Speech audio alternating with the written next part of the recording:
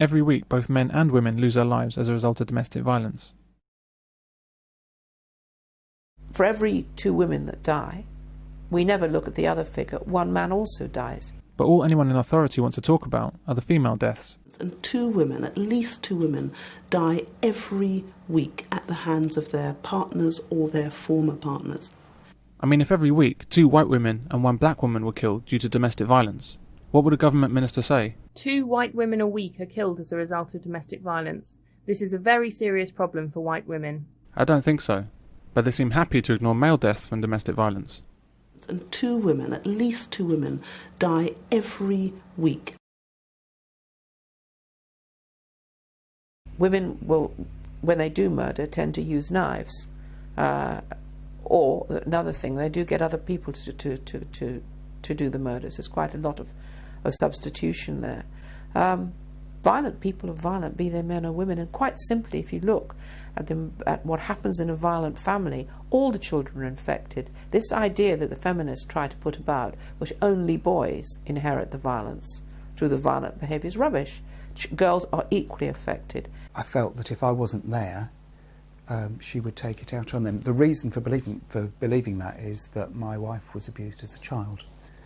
Her father left when she was 8. He was abused by his wife. He was told that the children would be safe if he went. He needed to go, otherwise he'd have a nervous breakdown.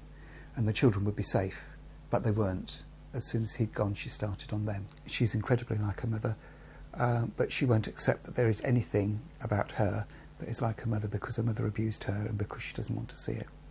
Why do public service websites, such as the BBC's Hitting Home website, not bother to mention the 30 male deaths a year from domestic violence?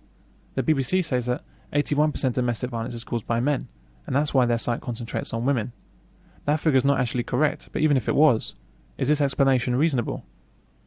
If the BBC had a site on murder victims, would they say that most murder victims are white, so they'll ignore the deaths of black people? Would they say that most murder victims are men, and so they'd ignore the deaths of women? On their front page, they say they have information and help for anyone affected by domestic violence, but as soon as you look for this help, as if by magic, it becomes solely about women as victims and men as perpetrators. Remember that you're not alone. There are thousands and thousands of women who have been through similar experiences to yours. The 30 men a year who are killed by their wives or girlfriends are simply passed over by the media and by government. This strange silence makes no sense and can only be described for what it is. This is behaviour motivated by hate, just like racism. With the invented figure of 81% of victims being female, the BBC completely ignores well-established research that shows that domestic violence is most often caused and initiated by women. They further ignore the fact that the vast majority of violence against children is committed by women.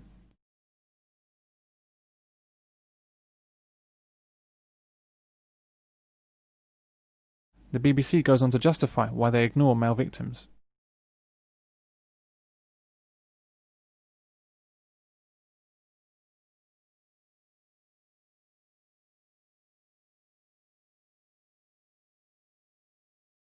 So what the BBC is saying is that because fewer men than women report that they're abused, because violence committed by men is so highly publicised, and violence committed by women is massively underreported, and because men killed by women account for only a quarter of all domestic violence deaths, the men are not worth talking about. As with so many issues to do with the relative suffering of men and women, the man's story is left untold. The reality is that female violence is deliberately ignored by the media, government and police, despite what their own figures tell them. The government seeks to deny the existence of female violence, and deny the existence of male victims. As our advertising so helpfully tells us, men can only be perpetrators of domestic violence. What kind of things go on with women being violent towards men? Because you simply don't hear about it. You never hear about it. Is it just the same stuff that might happen to women, or is it... Well, according to the refuge that we use, and this was at the launch of our project last year, there were police there, social services, MPs and all that. She opened up and she said, I had no knowledge of what men were going through until they came to the refuge. She said, it's turned on its head all the notions that men and women couldn't mix together. That's the first thing. And secondly, she said, there is absolutely no difference between the men that come to the refuge and the women coming to the refuge in terms of what they've suffered and what their needs and supports are. She said they are absolutely identical. I can certainly say to you that the men phoning us up, in the physical stuff, they are punched, slapped and scratched, they're headbutted, they're kicked in the groin, they have knives stuck in them, they have ashtrays thrown at their heads, they have scalding water thrown over them, boiling fat, they are strangled. On the emotional side of things, nearly all of them are screamed and shouted at, so you imagine that with all the neighbours, and you imagine that sort of day after day, scream and shout, scream and shout, scream and shout. They get false allegations so that she'll go round and tell the neighbours that he's a violent man, so that they'll tell his friends that he's a violent man, so suddenly he goes down the pub and they'll turn away from him or they move off the table, so she'll isolate him. Shame on you! Shame on you! I do not hit my wife! She'll threaten to call the police after she's assaulted him or they've had a row, and then in other cases that turn through to she does call the police. They'll make physical threats. I'll do this to you, I'll do that to you. They'll make death threats. You wait till you go to sleep, you'll have this knife in you. Like one of the chaps we've got who runs a helpline in Scotland, 20 years he put up with it, and he was a teacher, and he said when it got to the end of the day, he said, I used to start to shake. And these people don't leave because what? Kids. They feel tied to the other person? Well, yeah, because he's got kids, so he said if I go, I don't see my kids. It's simple as that. I leave, she'll just tell me. I mean, a lot of these women say, don't you dare leave, you ever leave, because they know what they're doing. You ever do leave, you ain't going to ever see your kids again. So, of course, he would then go down on the statistics as a deserting father. He's deserted his family. The truth of the matter is that he's come to this agonising decision of, do I stay there for 20 years or 15 years or whatever it is, or do I say, no, I've had enough of it, I'm leaving. And if it's that bad, then sometimes they leave. But this bloke, he didn't. He stuck it for 20 years. He came down here for the training course and stayed here. And he said, you're going to have to put me in a separate room, he said, because I still wake up in the night screaming. You know, they talk to me about how two women are killed every week in England by their partners. One man is killed, but they don't account for the 3 who commit suicide every week. I know those men, and I know why they kill themselves.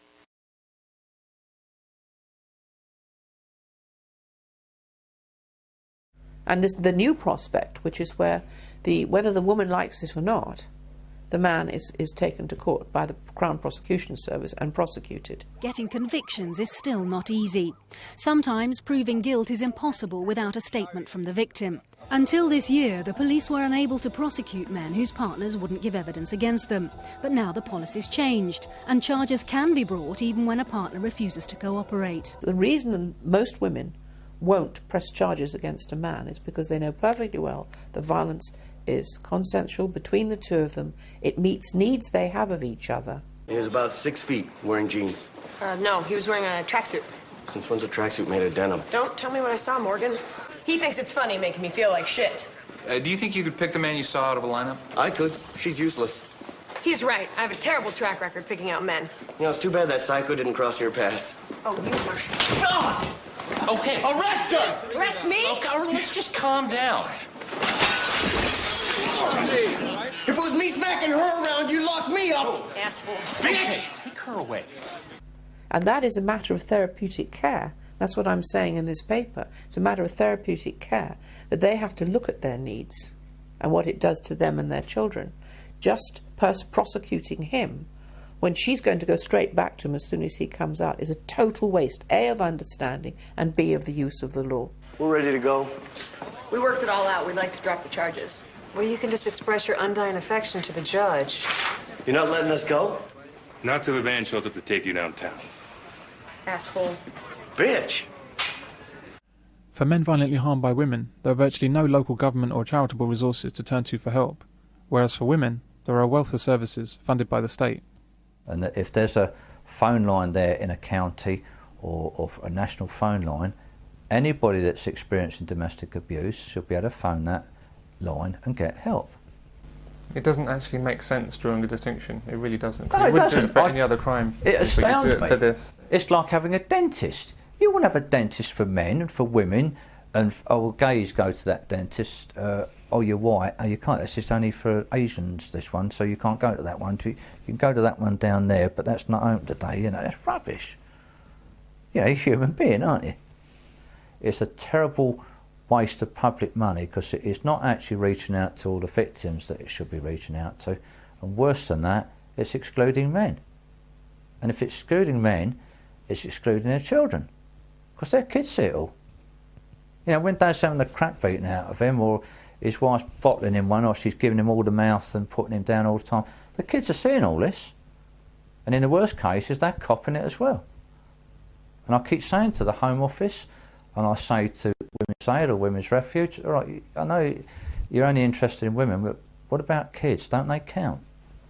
You know, you might hate men, but what about their kids?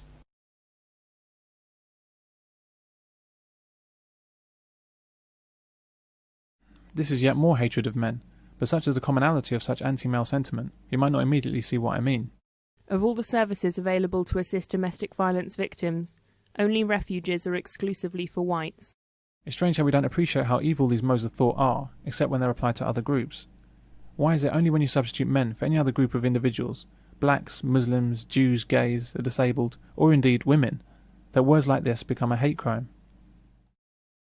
And the doctor there, she knew what was happening because I'd explained to her. She said quite blatantly, if you were a woman you could take your children and you could go to a refuge, but as you're a man there's nothing for you. There's often this image portrayed in the media that, you know, it's always the woman that's a victim, it's always the man that's the perpetrator, and that isn't the case. I think at the moment it needs to be recognised that men need help. I think the ideal thing is that there is equality, that if somebody is abused, whether they're a man or a woman, they know that they can go and get help. Abusers are both male and female, and there isn't a difference. Victims are both male and female, and there shouldn't have to be refuges for women and refuges for men. It should be that if you are abused, if you need the help, you can get it. It's a social issue, but unfortunately the Home Office has made it a gender issue. And I would always argue, I don't even like getting drawn into statistics because I think it cheapens the whole thing. And I always say that if we are living in a truly equal society, then if only 1 in 1,000 victims is a man, he should be able to get the same sort of help as the 999 women. It shouldn't make any difference at all. If they are so keen that everybody, you know, gay, black, Jew, whatever it is, they've all got to be helped, they always seem to put a little line around men, and they, for some reason, are left out of it, and it's perverse. It would seem that our society is currently engaged in drawing qualitative distinctions between the worth of a woman's life and the worth of a man's life, and men are coming in second every time.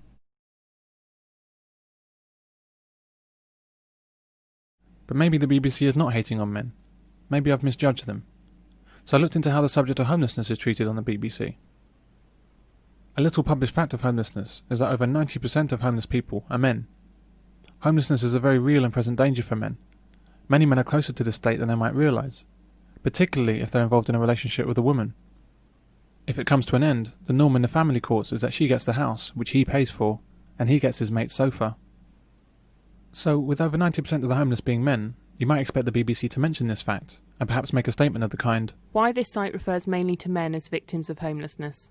They did this with domestic violence, they'd surely do it with homelessness. But strangely enough, this isn't the case. If you search on homelessness on the BBC, they want to tell you how domestic violence leads to the homelessness of women.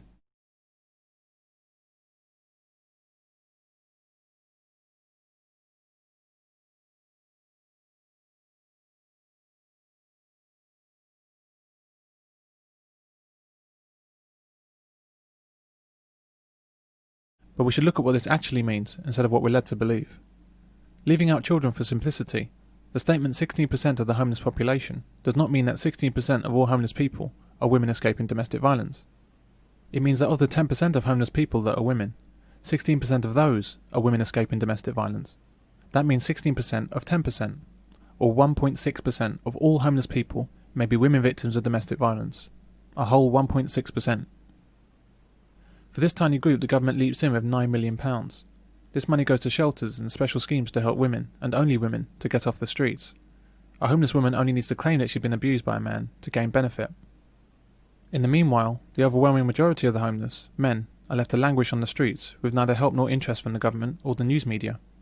Many of these men are made homeless by court orders for domestic violence, preventing them living in their own houses, even when it's the women who've been violent.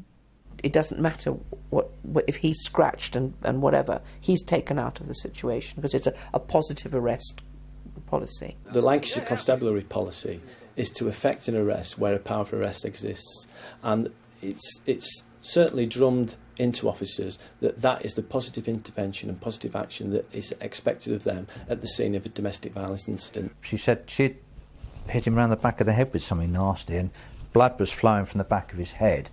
So he called the police, and when the police got there, she just screamed and shouted, "Oh, he was going to try and kill me, so I did that to him." And the copper arrested him. He said, "Well, hang on, and he's, of course, then he was done for resisting arrest."